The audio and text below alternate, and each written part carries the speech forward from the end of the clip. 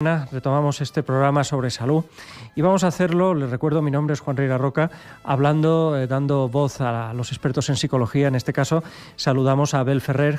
Muy buenos días. Hola, buenos días. De la cual diremos que es experta en acompañamiento en el duelo. Acompañamiento en el duelo cuando una persona tiene que asumir que va a fallecer o está atravesando un momento de especial sufrimiento físico por causa de una enfermedad, pues de ayudarle psicológicamente, y también cuando una persona o la familia pierde a un ser querido, una persona pierde a un ser querido, asumir ese duelo.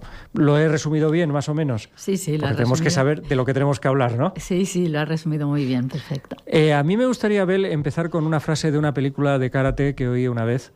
No voy a explicar por qué vi esa película, porque la vi sin querer. Pero bueno, no, realmente era una película de acción, pero me parece que el protagonista era Burt Reilly, no nada menos, ¿no? Que protagonizaba una venganza y cuando tenía delante de sí al artífice de sus males, ¿no? Al que había asesinado a su familia y tal, le decía: peor que la muerte es la certeza de la muerte. Si nos muriéramos sin darnos cuenta, a lo mejor ustedes no tendrían trabajo en este ámbito, ¿no? Lo tendrían en otro. Bueno, en realidad el problema es que la gente teme a morir. Y teme a morir porque quizás se ha perdido la concepción de lo que es la vida y la muerte y ya no nos hacemos preguntas primigenias, ya no nos preocupamos de conocernos a nosotros mismos, ya vivimos en una sociedad totalmente tecnificada, con lo cual el cuerpo y la técnica es lo que prevalece, y sin embargo nuestra humanidad como que va pasando poco a poco a un término muy inferior al que teníamos antes. La gente tiene miedo a morir porque, como todo lo que desconoces, se suele temer. A medida que vas profundizando con el tema de la muerte, trabajando con las personas que se están muriendo, trabajando con las familias que han perdido seres queridos, trabajando internamente con tus propias muertes que tenemos desde el momento en que nacemos, el miedo a la muerte se va reduciendo. Por tanto, es una buena manera de aproximarse a la muerte de uno, ir conociéndola con anticipación. De todas maneras, yo le diré que tanto desde la perspectiva de la persona, a no ser que sean personas con un trabajo espiritual muy grande, y a lo mejor esa es una de las soluciones, de la creencia en el más allá, como de las personas que creen que todo es materia y después de la materia no hay nada, yo no sé qué es más desesperante, si pensar en la desaparición o pensar en algo eterno. Quiero decir que en cualquier caso es complicado el tema, ¿no? Bueno, el tema de las creencias es un tema delicado porque nosotros tenemos que acompañar a la muerte y en el duelo a personas que tengan creencias totalmente distintas. O sea, y acompañamos exactamente igual a las personas que creen que con el cuerpo físico se acaba todo, que a personas que creen que en realidad el cuerpo físico simplemente es como una estructura que nos facilita en esta experiencia en la Tierra, pero que nosotros tenemos un alma, una conciencia, un ser superior, que es la que rige la experiencia vital, ¿no? Entonces, a la hora de abordarlo, nosotros es lo mismo, pero a la hora de morir, quizás tengan más facilidad los que creen que, sí, por supuesto, que hay algo más después, ¿no? Pero lo importante para mí no es tanto que... A ver, hay personas que creen que hay algo más, sin embargo, no necesariamente han hecho todo el bien que podían hacer mientras estaban aquí. Y personas que son muy agnósticas, sin embargo, tienen unas vidas excelentes, entregadas a los demás y maravillosas. O sea que yo creo que no es tanto un tema de creencias en sí, sino de que tengas la sensación que ha sido útil tu paso por la Tierra. Quiere decir que tengamos uno más allá, que esto ya es una cosa de cada uno. Lo importante sí que es saber que no ha sido inútil tu paso en la Tierra, que has dejado alguna simiente que ha merecido la pena. Y en esto trabajamos tanto la trascendencia, entendida como una trascendencia posterior para si tienes que volver en otras encarnaciones, como la trascendencia en lo que has dejado, en los seres que te han querido o en lo que has aportado a la vida mientras has estado vivo. O sea, ambas cosas están bien. Claro, se lo digo porque yo he oído frases que estos son muy de película, de fulanito, sobre todo si ha tenido una muerte heroica, ¿no? Vivirá en nosotros mientras nosotros lo recordemos. A mí personalmente, y el motivo de esta entrevista no es consolarme a mí, ni mucho menos, pero no me consuela en absoluto. Es decir, yo lo que quiero, lo que me da miedo, y aquí sí que me pongo como a cualquier otra persona, es morir. Pero la pregunta sería, ¿qué temes realmente de morir? Claro, pues si aquí respondo ya sí que estaré dando una respuesta particular y se trata. Y yo entonces le devuelvo la pregunta de su experiencia con los pacientes, con los usuarios. ¿Qué temen? ¿Qué temen? ¿Por qué se teme morir, no? Bueno, hay muchas causas. Según el tipo de personalidad que tenga esta persona, pues tiene un tipo de miedo u otro. La mayoría de gente teme morir con dolor. Eso es una de las cosas que las personas temen más y nosotros diríamos, bueno, pero es que ya tenemos medios hoy en día técnicos para que la gente pueda morir sin dolor, ¿cierto? Pero no todos los profesionales están preparados para manejarlos bien. O sea, si nosotros nos morimos en una unidad de cuidados paliativos, seguramente moriremos, seguro sin dolor. Pero si nos morimos en según qué hospital o según qué manera, o en un hospital de agudos o de alguna forma... O en la indigencia. Moriremos con dolor fácilmente, ¿no? Entonces, el miedo al dolor, y esto es otra cosa, antiguamente pasábamos mucho más dolor y no nos pasaba nada físico. Hoy en día parece que no podemos aguantar nada de dolor. Los ibuprofenos, los paracetamoles y tal igual van como si fueran caramelos. O sea, es increíble la poca resistencia que tenemos hoy en día. De todas maneras, no hay necesidad de morir con dolor. Entonces, hay testamentos vitales para poder dejar por escrito cómo uno quiere morir y dejar si quiere ser atendido, si quiere ser sedado, de qué forma, de qué manera, lo que quiere y lo que no quiere. Quiere decir que hoy en día está regulado y invito a que la mayoría de gente que pueda haga este testamento vital. Por otro lado, la gente teme morir solo. La soledad es algo que las personas llevamos mal y en estos momentos muchas veces al no estar bien formado nuestro entorno no acompañamos cómo sería idóneo a esta persona, pues no sabemos qué decir o no sabemos qué hacer. Pues te digo que es tan importante que la gente se forme en todos estos temas porque son cosas que sí o sí nos va a tocar, o directamente, o a un familiar, o a un amigo, o algo, sí o sí. Y por otro lado, temen lo que hay el más allá. ¿Por qué? Porque, claro, nuestra sociedad está montada en la predictibilidad y la ciencia tiene en eso una de las mayoría de funciones que tiene, ¿no? La predictibilidad.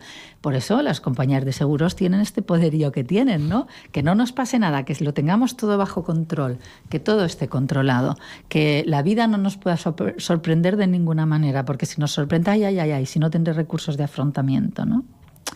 Entonces, claro, la muerte, pues lo que hace es que rompe totalmente. ¿Por qué? Primero, porque es un misterio. Y segundo, porque es impredecible. Lo único que sabemos es que nos vamos a morir, pero no tenemos ni idea de cuándo. Entonces, eso ataca de raíz a los valores que tenemos en nuestra sociedad, ¿no? Y entonces esto hace entrar en miedo. Yo digo, como todo en la vida, fórmate, trabájalo, estúdialo, hazte tus preguntas internas, ¿qué temo? ¿Por qué temo? ¿Cómo puedo resolver eso? ¿Cómo puedo documentarme? ¿Cómo puedo informarme? ¿Cómo puedo saber más de este tema?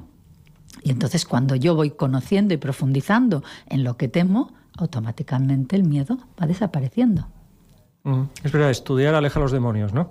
Exactamente, si no son fantasmas de nuestras propias mentes, pero no son nada real.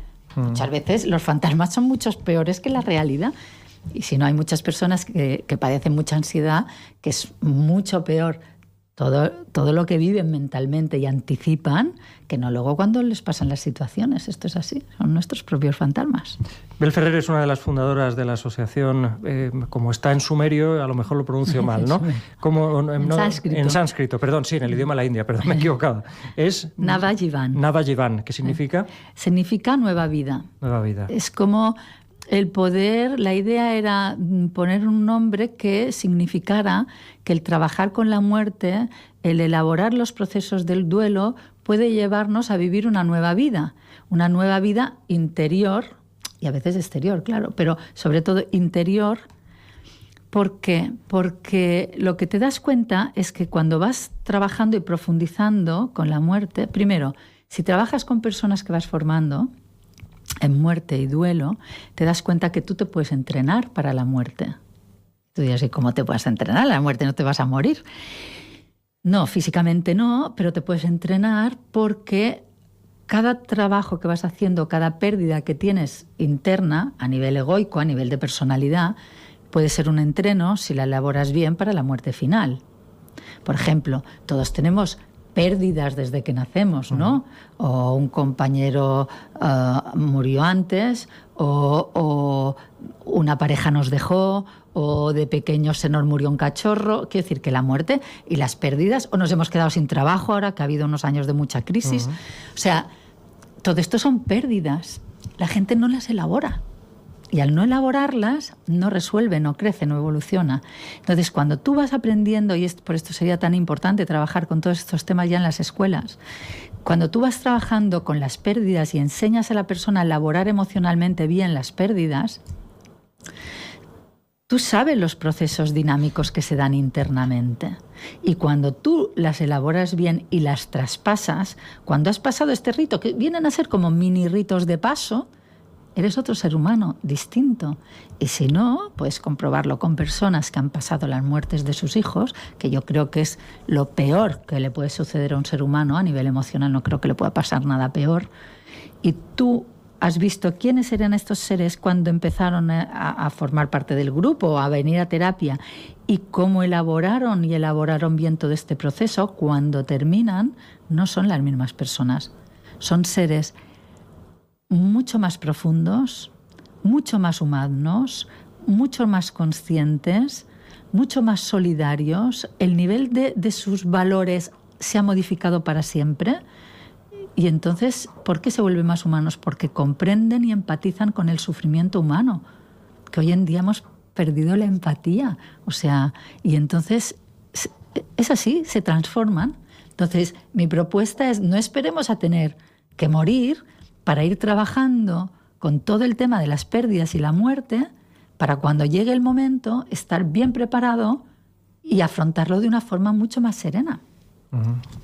Le voy a plantear, porque el tiempo nos obliga a pasar de un tema a otro y hacerlo deprisa, dos casos, no sé si son paradigmáticos, no sé si valen como ejemplo, pero que yo creo que a lo mejor lo que nos puede contar nos ayuda un poco en el caso de que tengamos que pasar por ahí. Una persona joven, 40 años, con los hijos aún jóvenes, en pleno momento de trabajo, con una vida fantástica, implicando esa fantástica vida, todos los problemas que tiene la vida, pero que en el conjunto nos hacen estar bien dentro de nuestro pellejo, y un día tiene un esputo de sangre, va al médico, es una persona fumadora, y le dicen que le quedan 6 meses de vida. Esos 6 meses son suyos, no se los podemos quitar. No mueres cuando te diagnostican la muerte, ¿no? Sino que mueres en el momento en que te mueres. ¿Cómo se trabaja? Esa persona llega a su gabinete destrozada. Esa famosa frase que seguro que se ha repetido desde hace siglos y se seguirá repitiendo desde hace siglos, al menos mientras enfermedades como el cáncer no se curen, no es justo. Yeah. Y eso además yo me imagino y lo he oído a personas que he tenido cerca, que se repite en bucle, ¿no? No es justo, no es justo, no es justo. Es que la vida no es justa. La vida es como es. Y entonces la justicia y la injusticia, en realidad nosotros hablamos de la previsión o lo que nos gustaría a nosotros que sucediera en la vida. Pero tampoco es justo que se mueran bebés en el vientre de la madre, y se mueren. Y con 12 años, y se mueren. Y con 30 y se mueren, y con 40 y con 50, y otros con 90 y pico y con unos Alzheimers tremendos y con un final de la vida durísimo. Pero es que la vida es eso. Lo que pasa es que nosotros estamos siempre con el criterio de que la vida debería de ser lo que nosotros quisiéramos que fuera. Entonces, claro, cuando la vida te trae otra cosa que no es lo que tú tenías como expectativa, la frustración es tremenda.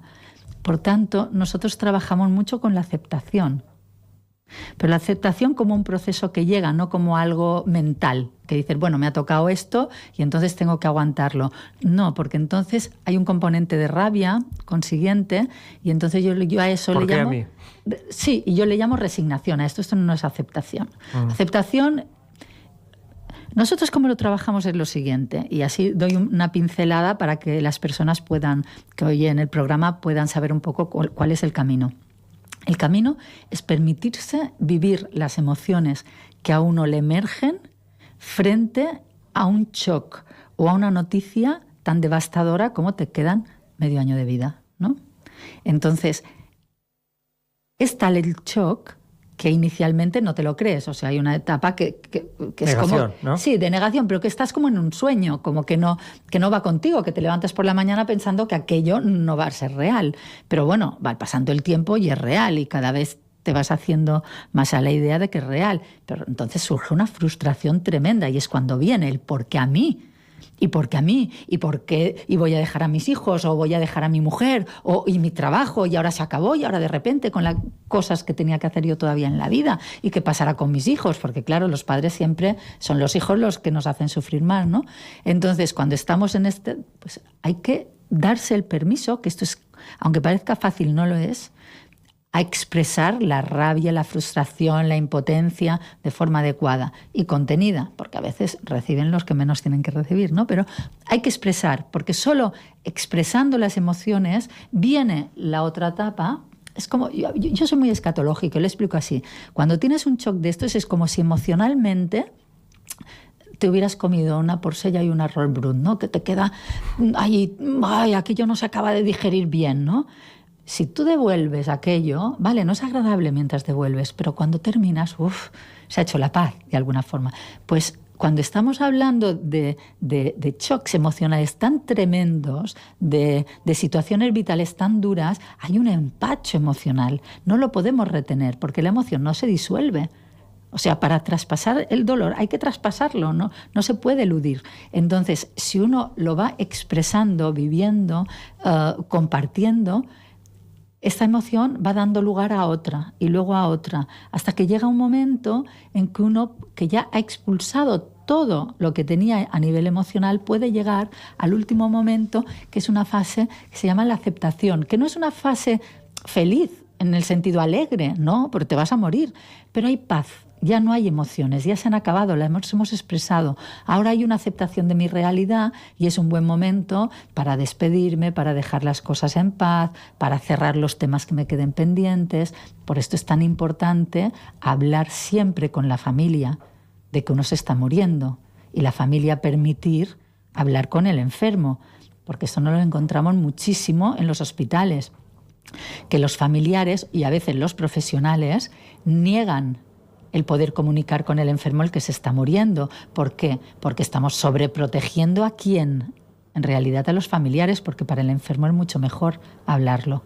Entonces, ¿por qué? Porque se habla, se comparte, se llora juntos, se dicen lo importante que han sido uno para el otro en la vida, se dicen lo mucho que se aman, y entonces esto es un beneficio para todos. O sea... Siguiente caso. Sí. Y el tiempo empieza a premiar porque esto es apasionante, pero desgraciadamente el tiempo no es elástico. El que fallece es un niño, como ya ha mencionado, no quiero ser ahora morboso con las edades, es un niño que muere también de una enfermedad repentina o de una enfermedad contra los padres han hecho todo, incluso probablemente les haya quedado él, si tuviera dinero me podría haber ido a Houston, si estamos hablando de un cáncer, lo que fuera, me es igual, un accidente de bicicleta. ¿Cómo se sobrepone uno o cómo alcanza uno la paz? ¿Cómo se trabaja desde el gabinete de psicología cuando has perdido un hijo? Yo decía antes, es la peor pérdida, ¿no? Porque además probablemente, esto lo han dicho algún psicólogo, es una pérdida antinatural. Uno espera ver morir a sus padres, a los hijos. Le entristece ver morir a un padre, le destroza, pero es antinatural ver morir a una persona que tenía que verte morir a ti, ¿no? A ver, nosotros hablamos de duelos normales, que las expresiones del duelo son naturales, y hablamos de duelos patológicos, quiero decir, duelos que por el mismo... No es lo mismo. No es lo mismo. No es lo mismo. Porque el duelo lo que pasa es que muchos de los duelos hoy en día se transforman en patológicos porque no tenemos el apoyo social y familiar necesario para elaborar un duelo normal. Lo que podría ser normal no lo es. Y no es por culpa de la persona, es por culpa del entorno. Es el entorno. Porque ni los familiares quieren hablar, ni vete a trabajar al cabo de 3 días. ¿Cómo te vas a ir a trabajar al cabo de 3 días si te ha muerto tu hijo? O sea, es que es de locura. O sea, esta persona estará en shock durante meses. Ahora estoy trabajando con un grupo de padres en duelo y una persona me decía, y hacía medio año, ahora empiezo a darme cuenta de que es real. de que mi hijo no volverá. Y ha pasado medio año. ¿Cómo te vas a ir a trabajar al cabo de 3 días? Es que es... Bueno, entonces, nosotros, ¿cómo lo trabajamos? Recomendamos, si son padres que han perdido hijos, siempre recibir ayuda psicológica, pero cuidadito, de un profesional formado en duelo. Porque la elaboración del duelo no tiene nada que ver con la patología de la depresión y tal. Y muchas veces se trata a personas en duelo por profesionales que no están preparados en duelo y no les hacen un buen favor. Y por otro lado, ahora hemos montado en Palma y en Manacor, tenemos ya dos grupos de personas en duelo con las que pueden compartir en grupo con personas que están viviendo su misma situación, y alivia muchísimo el compartir y ver a otros padres que sienten lo mismo que tú, que piensan lo mismo que tú, que cosas que te parecía que tú pensabas y que eran barbaridades, los otros lo dicen y lo verbalizan igual. Te sientes acompañado, te sientes entendido. Se están montando como pequeñas familias, diríamos muchas veces sustituyendo la real, que a veces no está a la altura de las circunstancias de lo que necesitan estos padres. Decimos cosas que hacen daño en lugar de... ¿no? Ya, vas a tener otros hijos, tienes otros hijos, ¿cómo? Angelitos al cielo. Sí. Eso se decía antes, sí. ¿no? Y entonces es como, a ver, calla, si no sabes qué decir y te sientes incómodo, da un abrazo, da una mirada, da la presencia. A veces es mucho más favorable que te sientan al lado que no, que tengas que decir frases hechas que los pueden dañar. ¿Qué necesitas de mí? ¿Cómo te puedo ayudar? ¿Quieres que te venga a buscar? ¿Te preparo algo de comer? Yo qué sé, algo más sencillo, más de corazón. Menos mente y más corazón. Vamos a ir a un minuto de publicidad, aunque nos acercamos peligrosamente a las 11 y volvemos enseguida. A ver. Gracias. Canal 4 Radio. Canal 4 Radio, en Menorca 90.3, Ibiza y Formentera 91.1 y Canal 4 Radio Mallorca 88.4, 89.0.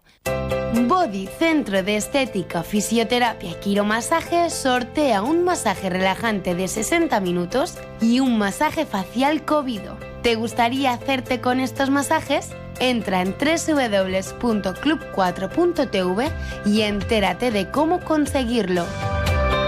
Recuerda, www.club4.tv.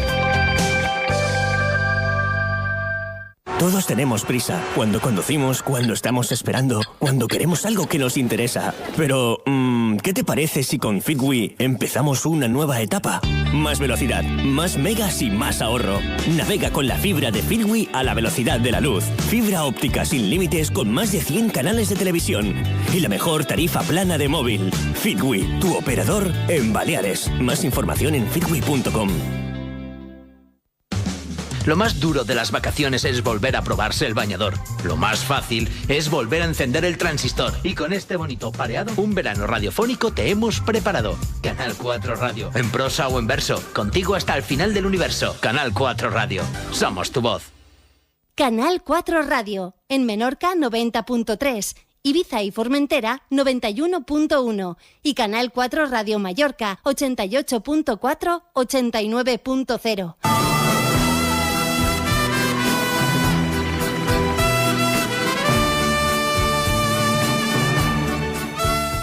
10:54, un poquito más. Bel, el tiempo nos persigue. No quiero hacer comparaciones fáciles, pero es un poquito como la vida, ¿no? Que se hace mucho más corta de lo que uno cree. Me gustaría preguntarle, ¿la sanidad pública tiene bien abastecidas de este tipo de ayudas psicológicas a las personas que naturalmente va a detectar, porque la persona cuando cobra, entra en una enfermedad o tiene un pariente muy enfermo, es a donde acude, ¿no? Y es donde más personas en estas circunstancias se pueden encontrar? Bueno, en este momento en la sanidad pública hay las psicooncólogas que están en los hospitales públicos, que pueden atender tanto a los pacientes que están en fases terminales oncológicos como a los familiares que han muerto. Tienen estas ayudas a nivel individual, grupal, que yo sepa, a no ser que hay algún gabinete privado que igual tiene algo en duelo, pero creo que solo nuestra asociación en este momento que tiene así grupos que yo tenga registrados de momento.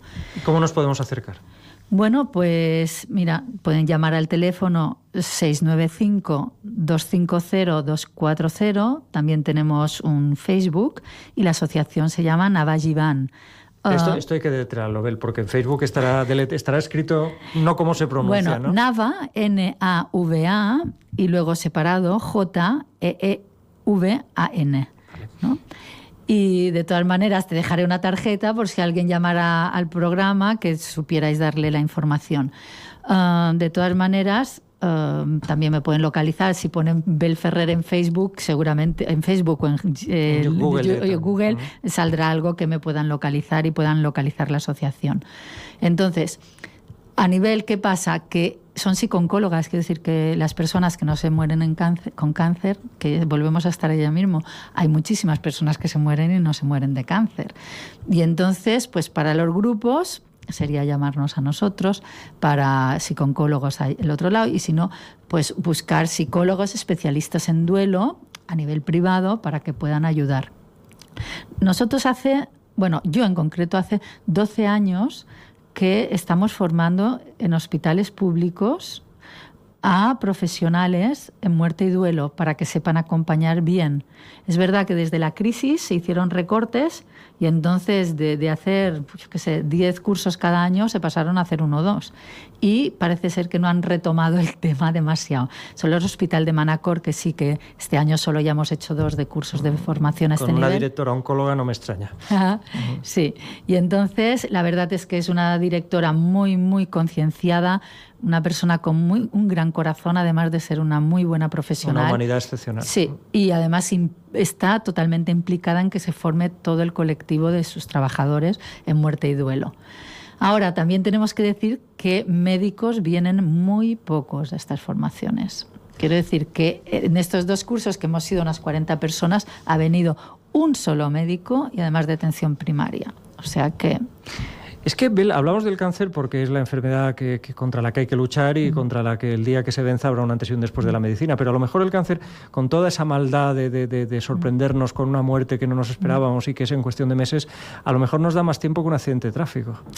Sí, pero además yo en esto soy un poco... ¿De algo nos tenemos que morir? No, me refería por supuesto, no digo que sea más justo o menos justo, pero a esa persona de la que hablábamos antes, con 40 años en un momento más maravilloso de su vida, con proyectos, con ideas, con responsabilidades, se le dice que le quedan 6 meses, tiene un tiempo. Tiene un tiempo para prepararse la persona y poder hacer una muerte consciente, y tiene tiempo la familia. Pero y ese jovencito que va en moto y estaba y nadie se imaginaba nada, y además la culpa del accidente no es suya, nadie pensaba que ese niño pudiera fallecer en esa moto, o esa persona niña, adulta, que va en coche o en bicicleta, y hoy en un día, borracho se le sube por encima y lo mata, o lo tiene en la UCI 5 o 6 días, ahí hay mucho menos tiempo para ayudar a esas personas. Quiero decir que no solo el cáncer es un problema, ¿no? No, además... El duelo es un poquito más complicado generalmente cuando no ha habido tiempo de despedirse. Porque claro, es de repente estoy con aquella persona, la vivo, la disfruto y no tengo, ni conciencia de que me pueda faltar, y de hoy para hoy... Recuerdo una madre que tuve hace años en duelo y que habían discutido con el hijo por el tema del casco de la moto, porque no se ponía el casco y tenía que llevar el casco y se había ido de casa molesto con la madre porque la había reñido, y en una rotonda tuvo un accidente y se mató el hijo. Claro, ¿cómo lo vive esta madre? Es verdad, llevaba el casco, no era por pero lo último que vivió con este hijo fue una discusión de madre, educativa y perfecta, ¿no? Pero lo último que vivió fue una discusión. O sea, hay situaciones muy duras que pasan las personas, pero recuerdo a esta madre, que es de las que yo recuerdo con más cariño, porque hizo un trabajo del duelo tan maravilloso que... De aquí la recuerdo con mucho amor. Nos hemos de despedir de nuestros seres queridos como si no fuéramos a volverlos a ver nunca, ¿no? Es que yo digo que cordialmente, ¿no? Yo digo que no nos tiene que quedar nunca nada. Mira, cuando las Torres Gemelas, lo primero que hicieron todo el mundo es decir, gracias, te quiero. Ya, por el teléfono, sí. Bel, nos tenemos que ir. Muchas gracias y hasta muy pronto. Muchas gracias a vosotros.